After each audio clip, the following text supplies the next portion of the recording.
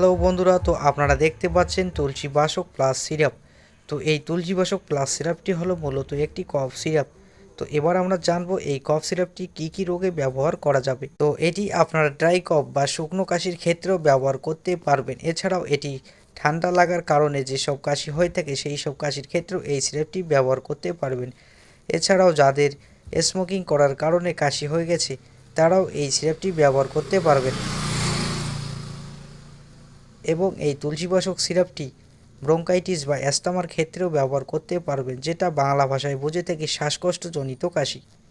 এবং এই তুলসীবাসক প্লাস সিরাপটি ব্যবহারের নিয়ম হচ্ছে 10 ml করে দিনে 2 থেকে 3 বার খাবার পরে খেতে পারবে। এবং এই তুলসীবাসক প্লাস সিরাপটি একটি আয়ুর্বেদিক প্রপার্টি মেডিসিন, যার মূল্য মাত্র 104 টাকা। এছাড়াও আপনারা এই তুলসীবাসক প্লাস সিরাপটি নিতে চাইলে যে কোনো আয়ুর্বেদিক ওষুধের দোকানে গিয়ে খোঁজ করতে পারেন।